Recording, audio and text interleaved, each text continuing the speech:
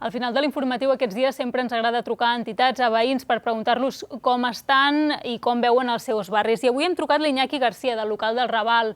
Iñaki, bona tarda, com estàs?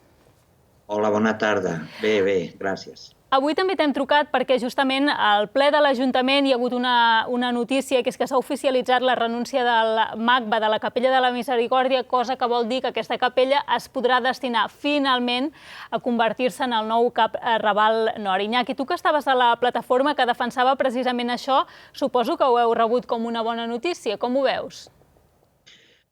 Sí, com sempre té dues cares, clar que sí. El que avui ja es formalitzi, s'ha formalitzat, diguéssim, trencar el conveni que l'Ajuntament donava la cessió al MACBA, no?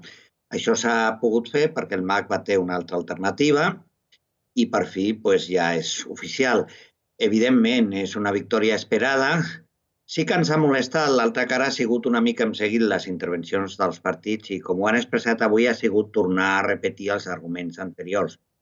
Sí, posar-se tots una mica la medalla de l'acord i aprofitar la votació per retreure els conflictes polítics. Això ens molesta als veïns i entenem que és una alegria que es deu sobretot a la decisió de les veïnes, les treballadores i a tota la gent que ens ha donat suport. I precisament aquells que no donaven suport avui han votat tots unànimement, no? Ara sembla que ja no hi ha marxa enrere, no, en això?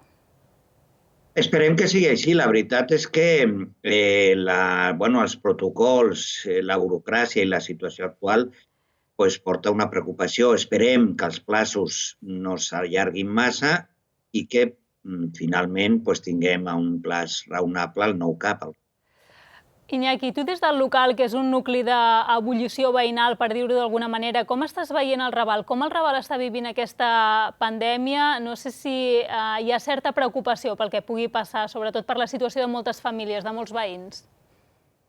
Sí, al Raval hi ha moltes situacions dramàtiques. S'ha mostrat allò que sempre han dit. O sigui, la crisi ha aflorat tota l'economia submergida, un munt de famílies que estaven fora dels circuits normals d'assistència social, que no reben res, que estan confinades a casa sense treballar i en una situació dramàtica.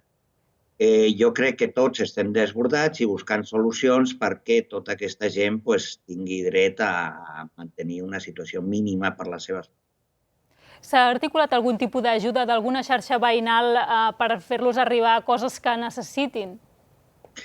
Això és l'alegria d'aquest barri, que moltes més de les esperades. Tothom s'està mobilitzant. Per exemple, tota la gent del CAP, des del propi CAP, les treballadores d'assistència social i les xarxes d'autoorganització del barri. Són moltes, totes estan actives, totes les comunitats, la gitana, la filipina, la pakistanesa, les magrebins, totes les del barri, jo crec que són conscients del suport mutu i de la necessitat de posar-nos en comú per resistir i sortir d'aquesta situació. Doncs esperem que així sigui. Iñaki, gràcies. Cuida't. Que vagi bé. Gràcies. Igualment a vosaltres.